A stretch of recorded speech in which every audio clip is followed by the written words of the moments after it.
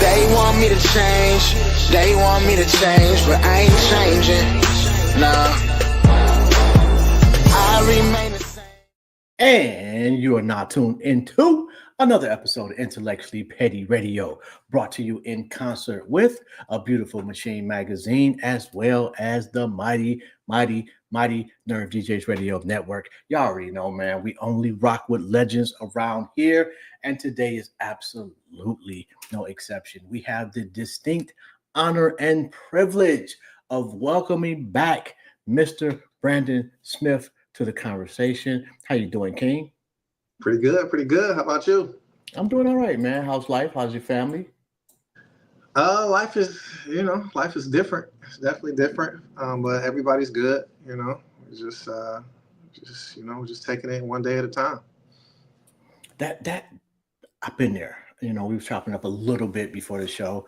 What you doing now, man? How's the business going first? Business is good, my main one of my main jobs, really, just as of being who I am in this city, is just keeping these artists motivated, because that's my only competition. My only competition is artists losing hope. So it's like I literally try my best to link with people and do certain things and make certain content just to keep these artists, their dreams alive and their hope alive, and so that they understand that you really can make a career out of this. But so many of them are so focused on big blowing up stuff that they can't really, it's like they don't really put in the effort to just try to build it like a business, So yeah. That's all I do, man. I just try to keep the hope alive and try to keep these success stories going.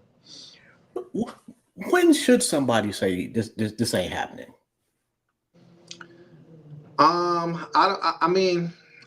I don't think there's a instance that can happen where somebody can say that it's not it. It's just really, you got to look within yourself to see, do you have this?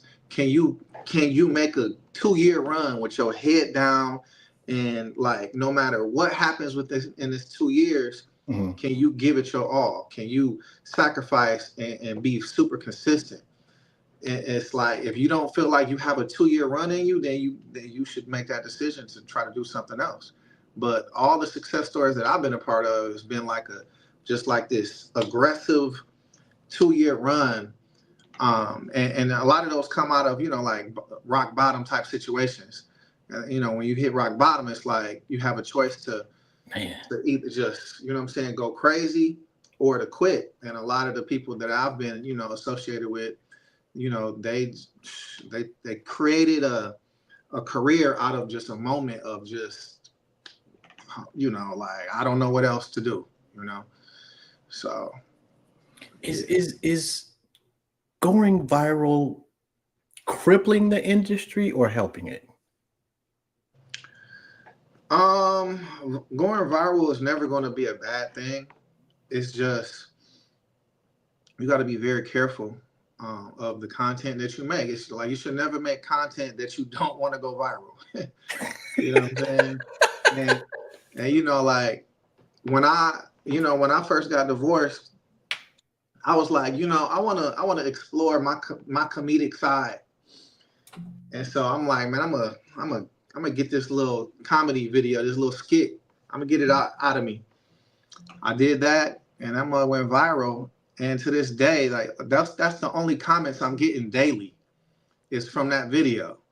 So I'm getting all these followers of people laughing at me being in the club, and it's literally hurting my algorithm for the music stuff. You know what I'm saying? Because Instagram is thinking that, the people that follow me for this video, so they want to see more stuff like that. So when I post stuff about Star Factory, those people are not interested in that. You know what I'm saying? So it's I'm really, I'm speaking on myself. It's don't create nothing that you don't want to go viral. So and I don't want to put too much on it, but I've been through divorce before.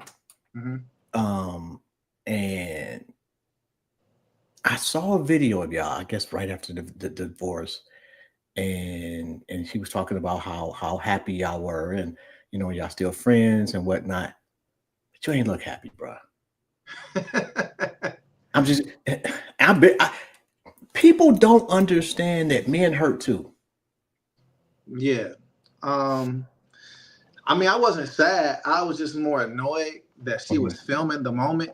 You know what I'm saying? Like it was my, like I definitely want to stay cool with her. You know what I'm saying? Right. I don't want no beef with her. I definitely want us to be friends. And so it was my suggestion to put on that song, but that was a suggestion for just a me and her moment where, okay, let's officially let this thing burn, But she pulled out the camera, and that's when I kind of got annoyed.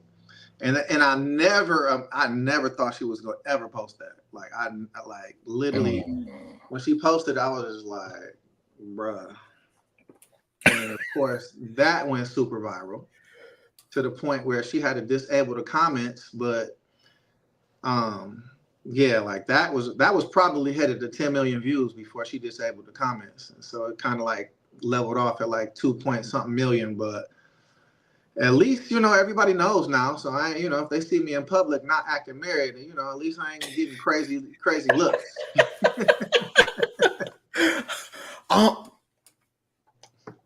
Would you do it again? Would I get married? To her. Like if you could go back, if you could go back in time, would you do it again? I mean, I can never say no because we birthed 2 beautiful babies. So it's like if I say no, that like literally like eliminates them. Yeah. But if we take them out of the situation, I mean, it ended in divorce. So I mean, I feel like that's 14 years of my life that I learned a lot, but it's like it's very tempting for me to say, we could have did something else, but it just is what it is. So I don't really live off of like, regrets or whatever. We did it, we got married within 6 months.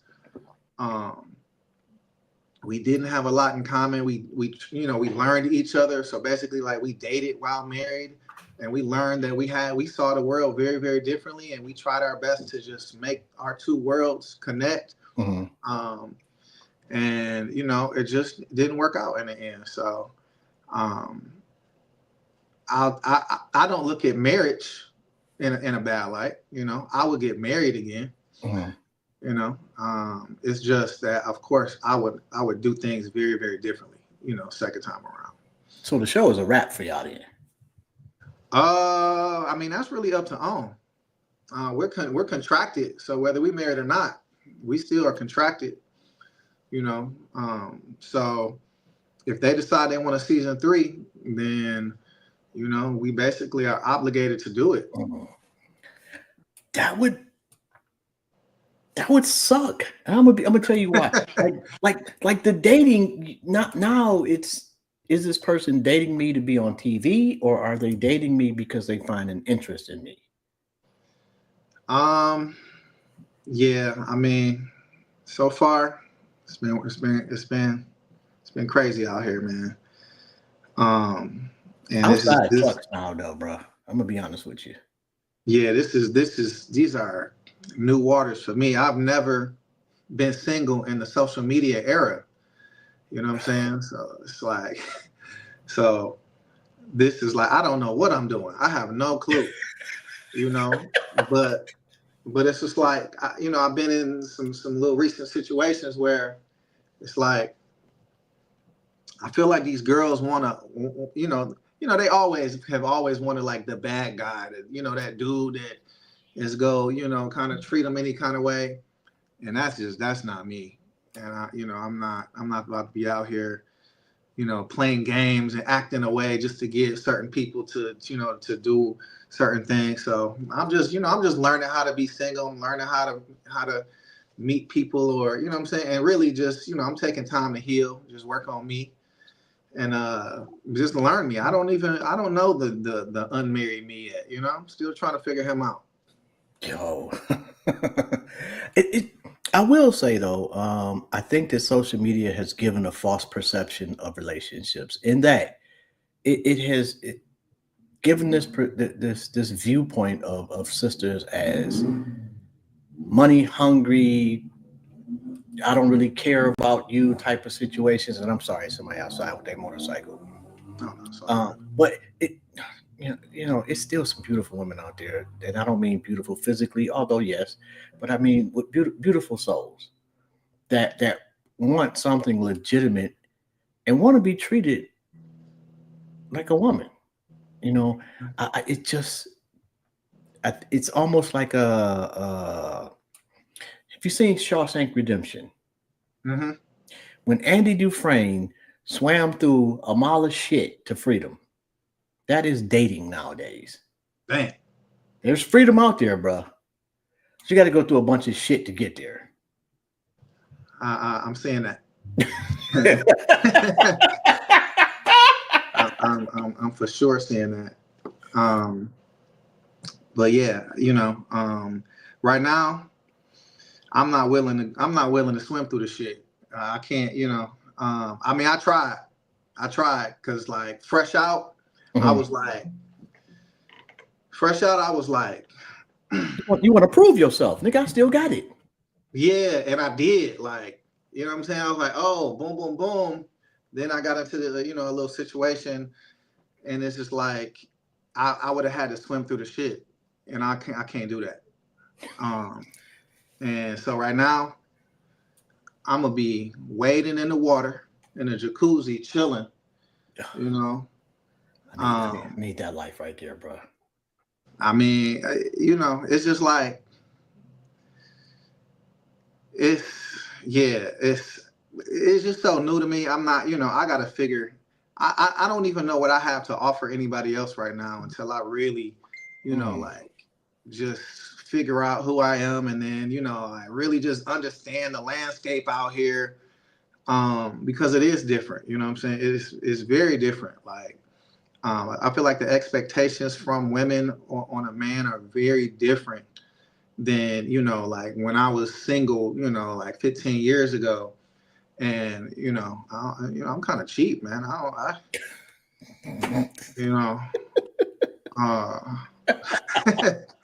don't like parting with my money. So yeah, I don't know what I'm gonna do. Yeah. All right, so let's talk Detroit. Mm-hmm. Compared to, let's say, you from Detroit originally, if I remember. Okay. 6 Mile, Myers. Let's say compared to 25 years ago. Mm-hmm. How has Detroit changed for you for the better? Well, I mean, because of social media, we're way more connected now, like for sure. Like, everybody is, we all separated by 1 degree. And so it's like, it's nothing you can't get done here. Yeah. So that's, that's a beautiful thing. And then of course, like 25 years ago, everybody in my circle was trying to come up. So now 25 years later, everybody's established. So it just makes navigating things just way easier. All my peoples are on. So, and then, like, I feel like our current mayor, he did a good job at reviving downtown, even though people talk stuff about it. But what else is he gonna do? You got to start downtown. You don't. And I think that's a misnomer. So? No. Every major city with a revitalization does the exact same fucking thing. Downtown has got to be popping. And when they say downtown has got to be popping, what they really mean is white people got to come spend their money. And for Detroit, I don't know if that's a necessity for Detroit specifically to thrive. In Detroit, we got like 600,000 people. In Metro Detroit, we got like 5 million. Mm-hmm. You beef up the downtown, then all 5 million of those people are like congregating to like down, to the city again. And it does, like, it brings the money, it gets the money back flowing. Now in the hoods, and I don't know how that would work. You know what I'm saying? I don't know like where you would start. But I feel like it is time. I feel like, you know, downtown, we like Detroit, downtown, Midtown, Corktown, straight. It is time to like start putting massive efforts into the neighborhoods for sure. But you know, I just don't know how that works, you know. Well, I guess you know what had the downtown revitalization, had Detroit residents been the root of that revitalization, it would have reverberated throughout the city. But when you break it down, it really is only like two guys. You know, it's the Illages and what's the old boy that owned the Pistons? Dan Gilbert. Yeah. And that's, you know, like they pretty much gobbled up every fucking thing. So, you know, like, but it looks a lot better. I will say that. Yeah.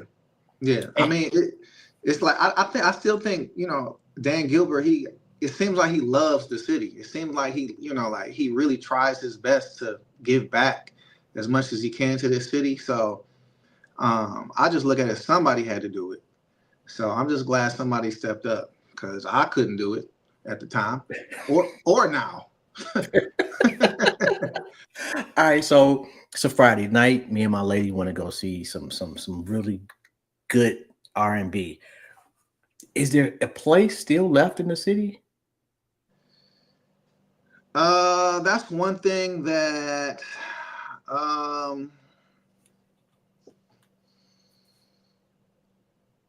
I don't know. I don't think so. Not R&B.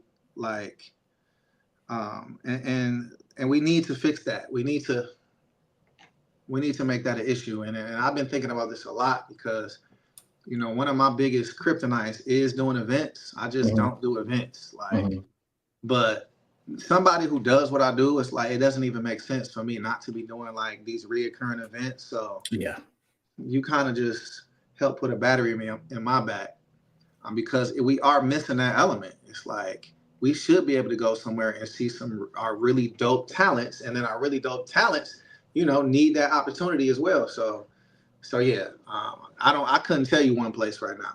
We got, you know, hella karaoke spots, but as far as like real, you know, reoccurring talent, I don't know.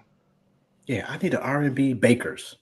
Right. Exactly. You know, that exact vibe where I feel like, you know what, we can go out, we can put on some clothes, we can smell good, we can have a nice meal, and we can listen to a beautiful voice. No doubt.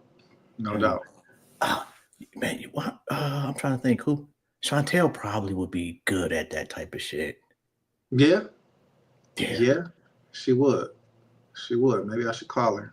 I think you definitely should. And I'm gonna want $12, Chantel, just for the, you know. No doubt. Who would be a resident singer for you? Oh, well, for sure, R.A.B. Yeah, R.A.B. We got this girl named Jody. Charity, of course, is dope. Natasia. There's a girl named one of Karita's other artists, Jasmine. She's dope.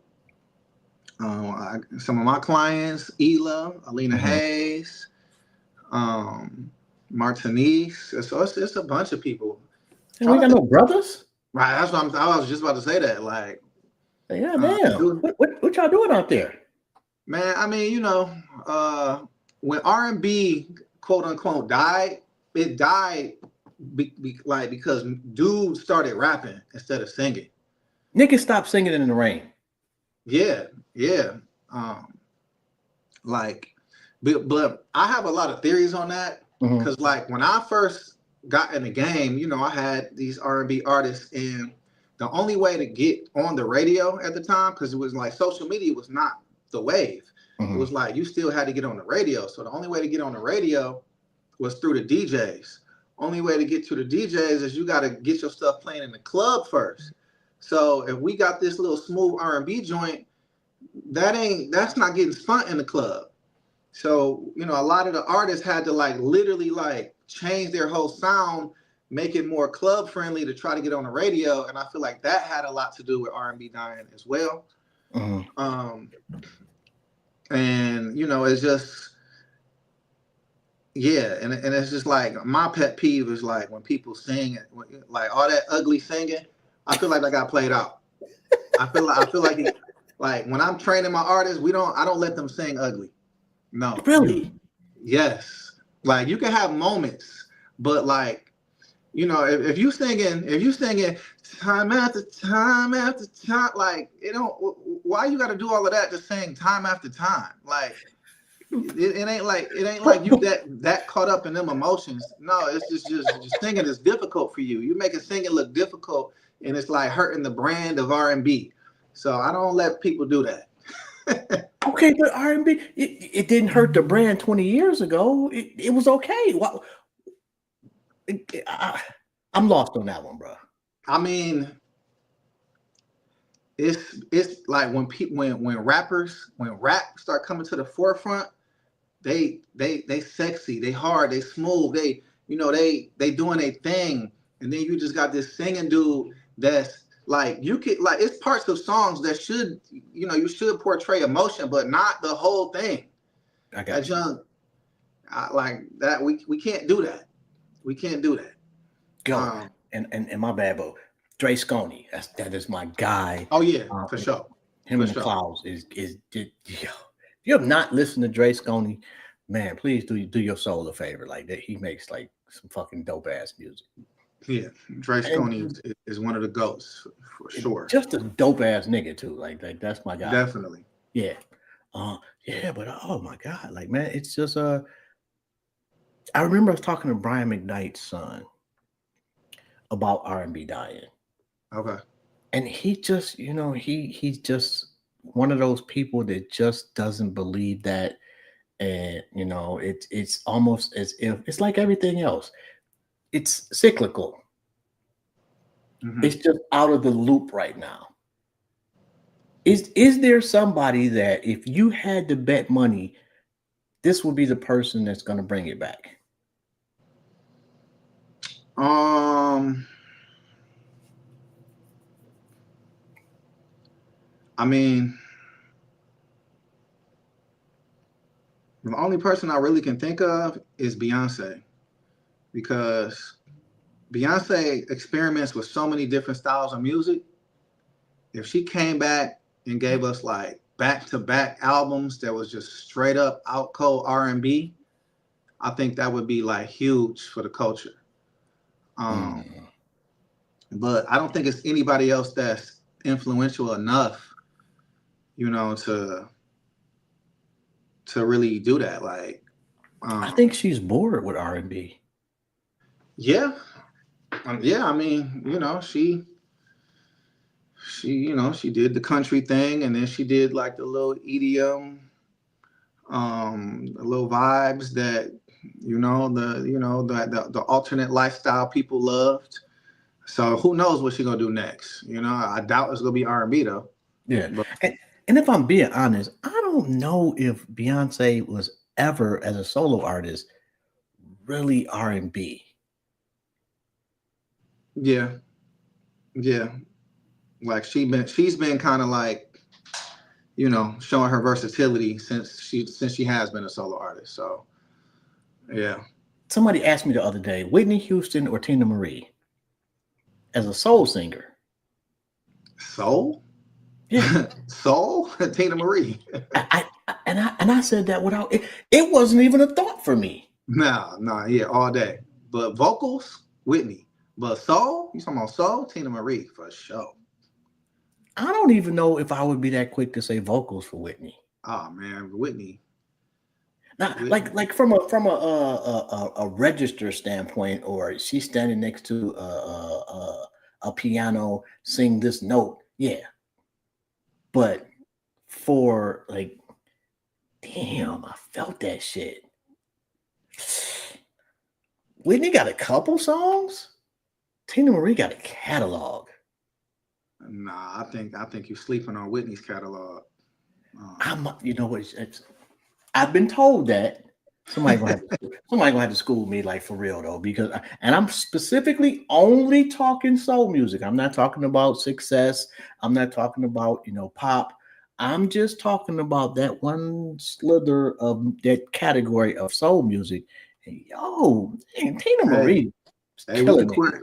Hey, we can create a new little subsector of your channel, and we could do this. You know what I'm Hey, saying? I'm with that shit. All right, so, okay, in that vein, from a male perspective, who would you say is your top three soul singers? Matter of fact, I won't even say a male perspective. Let's just make it top three soul, just soul, not sales, not popularity, not R&B, but just shit that makes you that gives you goosebumps. Mm, dang, that's a tough one. I'm a, I'm a, I'm gonna probably have to put Aretha in there.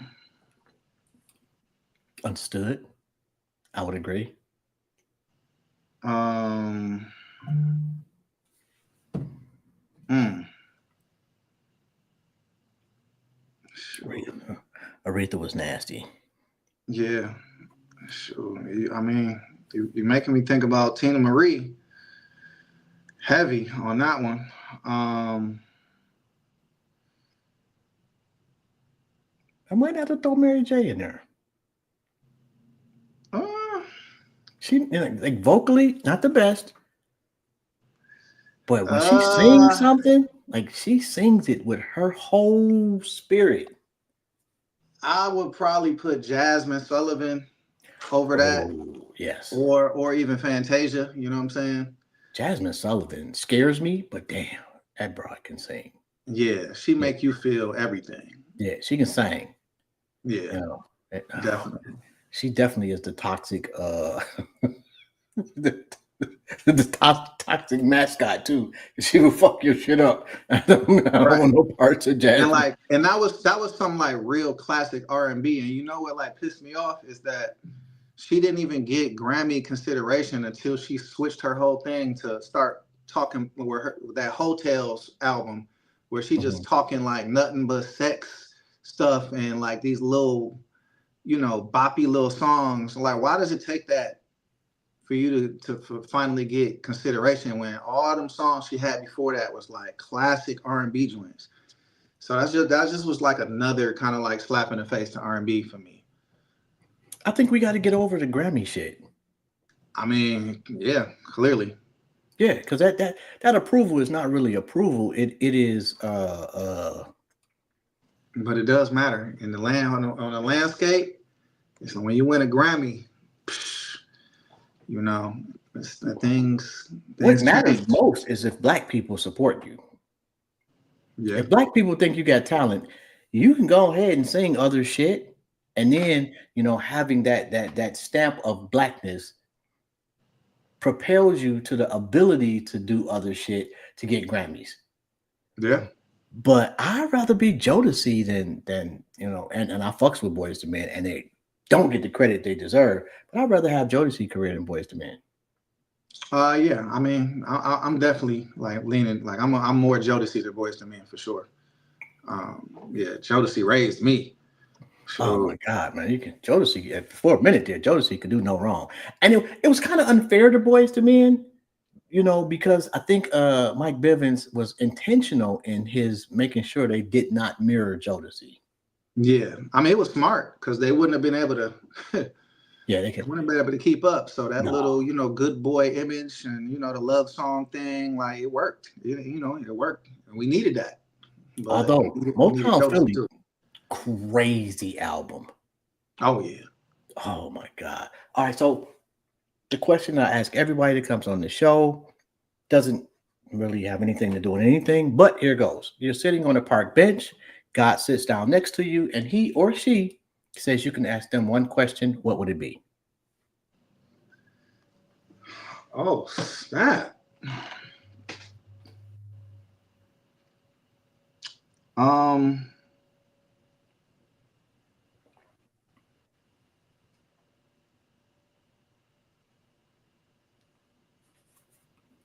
Dang, that's the one question you ask everybody. That's the So one to me question I that. ask everybody. When you want to think about it, we can come back. That's Yeah, more deep in the shit. mud.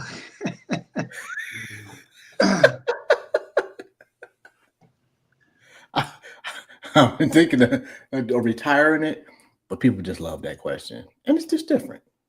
I mean, I just, I'm just like, it's a simple like, what do I need to do, to finish this life the right way, because it's like you hear from God in certain little ways. Mm-hmm.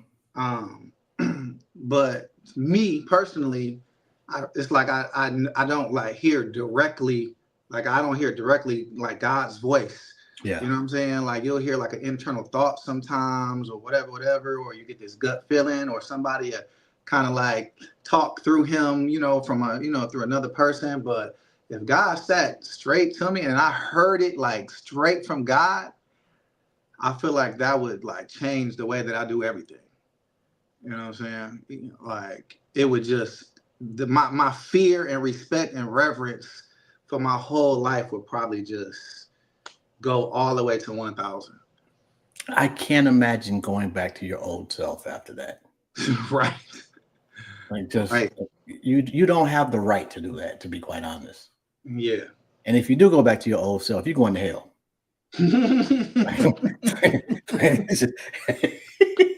You're just punching your ticket, bro. You're going downstairs. Yeah. Do you think that you've done enough to get to heaven? I don't. Yes. But I mean, like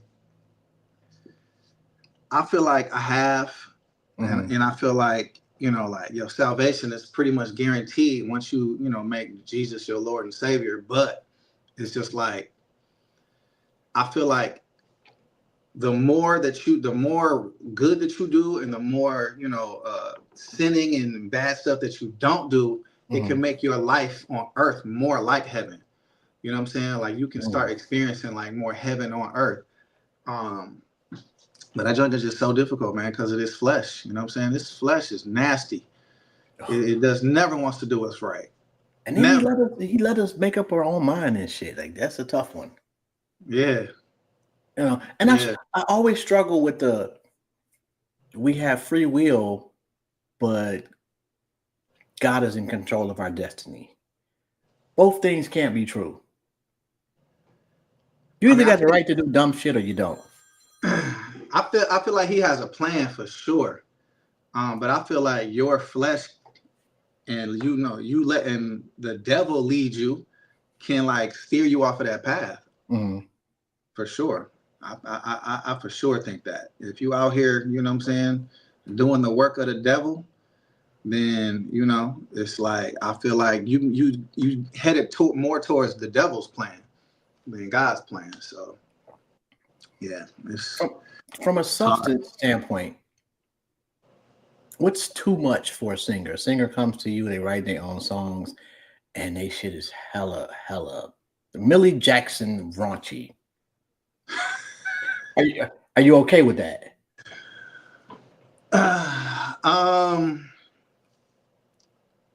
I mean, yeah, I'm okay. Like, I'm not like I run a service. You know what I'm saying? It's like I don't have artists.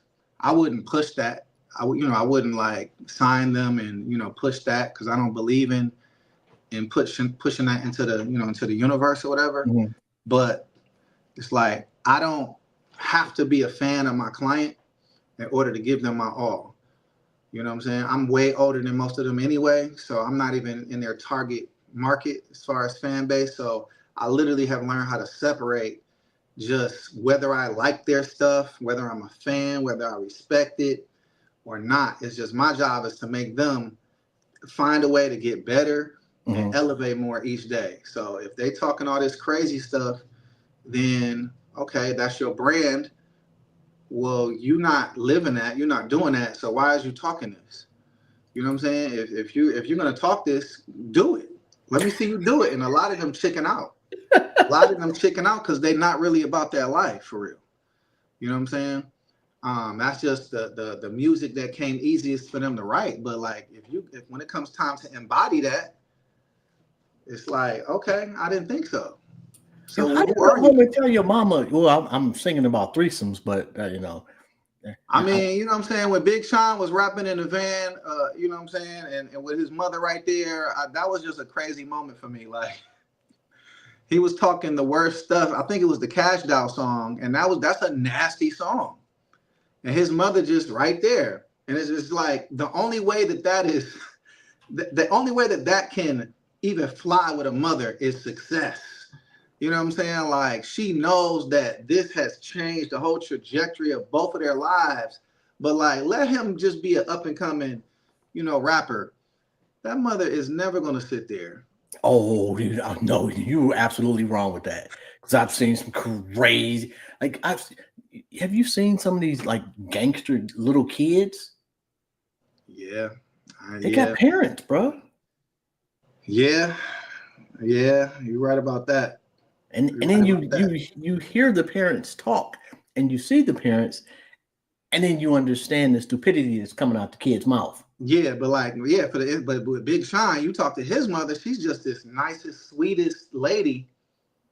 And the fact that, she's bobbing her head to that is crazy. So I don't think that would fly with his mother, but some of these other parents for sure, yeah, that's they don't know no better, So How do you deal with a trash parent of a client? um I mean you kind of sometimes you don't. Sometimes you like you don't take on clients that are going to stress you out. I can't take on a client that's going to take my energy away from the people who are out here, like building, my next success story. Mhm. So if I got a trash parent and it's just consistently stressful, nah, I'll let them fly. I'll let them go. Do your clients have to get along? Uh, no, some of them don't. But it's all, it's like when we talk about social media, if you look at the comedians, well, Mhm. if you look at if you look, it started with the dancers, the Okay. Instagram dancers, like the dub smash dancers, they started linking up, and they all started getting way more popular because of the collaborations, the dancers. Then the comedians start doing it. The comedians start collaborating on content and skits and all of this, and then boom, now we got all these super comedians on Instagram. If the artists start doing that, it's like it would take the whole like industry, music industry, Mhm. to another level. But for some reason, artists see more competition than they see collaboration, and it's just I can't figure out how to get them to understand the power of collaboration. It's like tennis. Mm, You get so there's a reason that someone is drawn to that particular sport mm. because they don't want to be bothered with other motherfuckers. They don't. It's a hard sell to say that my success is dependent on somebody else. I don't know, but you could say the same thing for comedians. Comedian, you out there by yourself, you're doing your own thing, but they put down their pride and um I know comedians that used to say they would never do content, they would never do skits, and now look at them, they all doing them, they all doing them And because it's not a good look. I mean it's just the way of the world. I mean, like no artist that I work with wants to do content, not one single artist. Content feels like work, content is cringe. um I don't want to do content. Like content is not what we signed up for when we first signed up for this dream, but it's just literally a huge part of the job description. You got to do it flat out. You just have to do it. You know what it is? It's one thing when it's we just sit in the basement talking shit and you record it and it happens to be funny. It's another thing when you have to sit down and think of something and act it out. That's, you know, it's like not everybody signed up to be actors and actresses, and unfortunately, you're right. You because I don't even like taking fucking pictures. Right. I mean, struggle like, with the idea of putting on clothes and having somebody say, "Hey, take my picture so I can show other niggas I don't know." you know, I hate taking pictures. I hate it. I have always hated taking pictures. I always feel super uncomfortable taking pictures, and it's just like, right, like it's like I'm more motivated to take pictures because I'm single than because of my career. Oh yeah. But you know, like I have figured out the blueprint, you know, the content blueprint for artists. Mm-hmm. And I'm working with an artist right now, Martinez. Her rollout is going to be like, I feel like it's going to be the blueprint for what a lot of artists are going to be doing moving forward for you know, their rollouts for their singles, because Mm-hmm. it is based on the music. It's not these gimmicks and all this stuff. I mean, it has some gimmick moments in it, Okay. but it's still based on the music that's promoting the music. And so we're about to do a very phenomenal rollout, and I'm really excited about it. And we're actually shooting her music video this Saturday. So y'all need to be on the lookout for Martinez's rollout.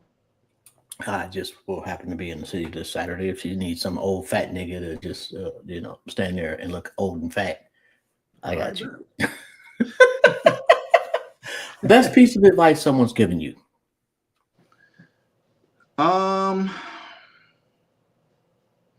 It was very simple. It was very simple.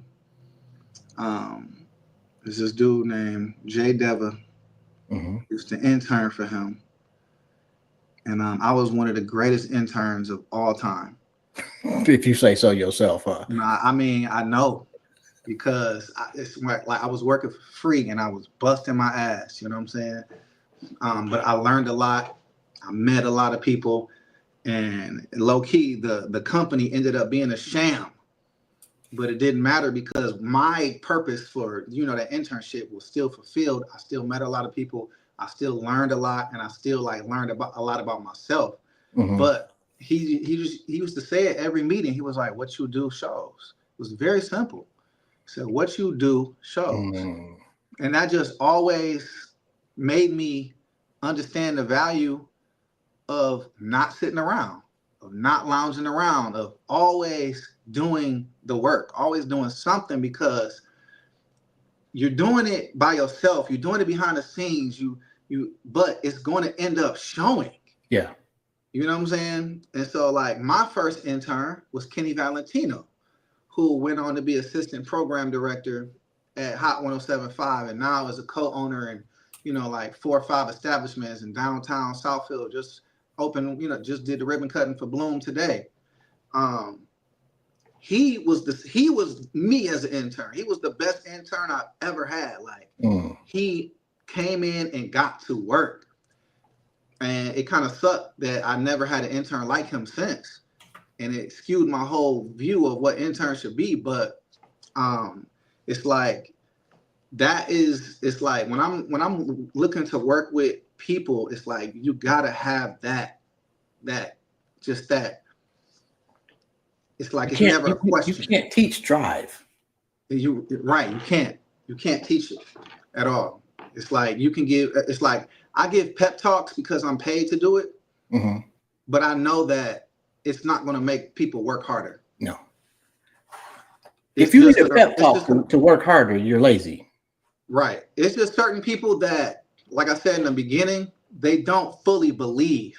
Yeah. So sometimes my pep talks do ignite the people that have the work ethic to really see that they can do this. Okay. Like, yeah. Like I got a few examples of people that the pep talks actually work. And that's why I'm still always doing, because sometimes it's just a beast laying dormant who just needs to know that this dream is possible, you know? So, but you can't teach grind. You cannot make somebody unlazy. No, you cannot. You can lazify a grinder, but you cannot grindify a lazy motherfucker. No doubt. You know, actually, I'm gonna have to put that in a book or something. No doubt. T-shirt. Yeah. Okay. Okay. So as far as that it factor, you know, what's the first thing you notice with someone that you feel like has it? It has nothing to do with their grind.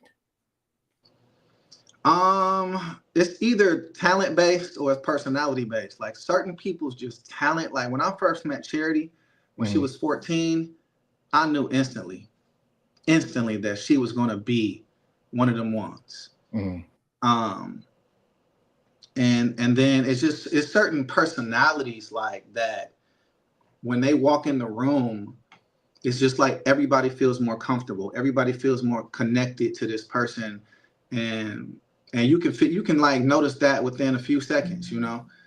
So that's what I kind of like look for. The talent is kind of obvious, you know, once they start singing or rapping or like playing music. And then the personality thing is obvious as well. It's like that it factor thing is big. It's huge. It's like you can never hide it, you know. But it's not a lot of people that have it. is there somebody you felt had the it factor that screwed themselves out of success? And we ain't got to put no names out there. Many, many. What was the common denominator in them fucking themselves over?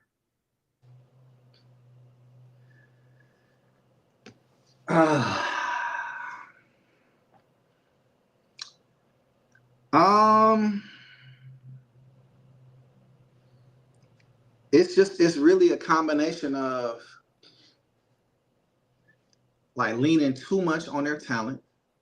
Mm, It's like when you lean on your talent, you lean away from the grind. You yes, expect things to happen. You know what I'm saying? yes, Instead of making things happen. Um, and then just not being consistent. It's like I've seen them put together like really good runs, and it's like you can feel that junk in your soul that it's about to happen. But yeah. it's like, it could be like 4 months away, 6 months away, 8 months away, and they pull back. It's a death sentence to the career. I've seen it so many times. I don't know if you've seen that graphic, like it's been going around for like 10 years of the dude that's picking, digging for the gold. And like he was digging and digging and digging, and that diamond, it was a diamond, and that diamond was like right here. Oh, He just quit and walked away. I've seen that so many times because you can feel the momentum. It's like, and I put out content that says this. It's like mhm. it's always a calm. It's like always this quietness that's happening when you're about to explode. It feels like nobody is messing with you. Nothing is going right. You know what I'm saying? Like, Hmm. and if I swear, like I feel like that's just I don't know if it's a test or it's just like a universal rule that you gotta stay consistent. Consistency is the main thing that's going to get everybody over the top, but consistency over a 2-year span is damn near impossible for super talented people because they can't fathom why they have to work this hard. And this is in any industry. So yeah, you gotta commit to the long haul. And that's just how it is. Are the major labels necessary? Well, they're smart, so they keep themselves relevant, which pretty much makes them necessary if you want to get to the top. So Okay. if you want to be like a megastar, but to have a career, heck no. Um, but what is necessary is you becoming a business. Like you have to understand that you are a small business as an artist, and in order to make money, you have to sell things. Yeah. You have to connect with people, and people have to want to give you money for your services, for your products, for your clothes, for your performances, for your subscriptions, for your music, all of that stuff. And that's where a lot of artists drop the ball too, is that it's artists that have gone super viral that like still haven't like turned their artistry into a business to Yeah. capitalize on that. You know what I'm saying? That's just it's so super important. Um, and but it's work. It's work. You know, like I feel like the when I'm working with an artist and I need them to understand how hard they have to promote, I have them study politicians when they're running for office. Because politicians, Are they do relentless. not sleep when they No, are running for no, office. They're no, they never don't. in the house. And they're not afraid to knock on a door all the way to going to, you know, like meeting with, you know, the top exec. Like Yeah. they're everywhere. And if artists had that kind of like relentlessness when, you know, they're promoting a single or album, I feel like, you know, Hmm. we'd be way better off. Who would you consider in the last 5 years? Actually, has there been a major superstar? A major superstar? Because in my mind, like the last one I can think of is Drake. Um, I feel like Doechii can become that person. Um, but you know, she's not there yet. Right. I feel like Doechii can definitely become that person. Um, but Drake, you know, that's 20 years. Um, the last 5 years, Yeah, I don't know. I'm not sure, bro. And honestly, I don't know that. I don't know if we'll have one. I think he yeah, I may be mean, the last of the because Mohicans. yeah, because it's like the current model is just like the superstars continue to like hold down those, you know, those channels, like the airwaves. They continue like we didn't have the same superstars forever. You know, Exactly. And they ain't doing nothing to replace them. And like you see people that have gotten, Glorilla was close, yeah, you know, Glorilla. but I don't think Glorilla's to the point where she can hold down. Like, I know she's not. She can't hold down a stadium tour. Like, I don't think there's anybody in the last 10 years that could hold down a stadium tour that wasn't already a superstar prior to that decade. I mean, I think SZA can do it. Um, Yeah. but SZA needs, you know, like she needs, um, she just needs like really like to work on her voice Mhm. because you know she had to take a whole year off because she hemorrhaged her vocal cords, and that set her back when Mhm. she was like right, you know, right there. Just did the record with Maroon 5. She was about to just go crazy. And so she, you know, she kind of bounced back, but SZA has a huge fan base, huge fan base. I feel like SZA is probably the most relevant R&B artist that we have right now. Mm. Okay. I get just a few minutes, so I give you one more question. You've got a phenomenally talented 15-year-old that comes to you for advice. What's the main thing you tell them? I'm gonna tell them, don't you graduate that school without everybody knowing about you, and everybody supporting you, because you're never gonna be around the same group of people like that ever again in your life. Especially if you go to a school like Cass, it's 2,000 people. You Yo. know, even if you go to a school with 800 people, like that is the biggest opportunity that any young artist has. You're around them every day. But the unfortunate thing about most of the kids that I've worked with is that grind, that seriousness doesn't kick in until after they graduate, and they're like, "Dang, I don't like working now. I hate working this job, or I hate college. I gotta do something." So the Yeah. ones that figure it out while in high school, huge advantage because you have that, you know, Big Sean. He had that kickstart because he had Finally Famous. They was promoting parties, and everybody knew his music in that circuit. So it's like if you can make that happen in your high school, that's the biggest launching pad that a young artist can have. Yo, I didn't even think about that shit. Yo, man. I'm first off, I'm proud of you, bro. If nobody's told you today. Appreciate you. And they are going to write books on your greatness, and your Brandon Smith will be known through the annals, especially of Detroit history, man. I can't thank you enough for coming back, bro. It really has been a phenomenal conversation.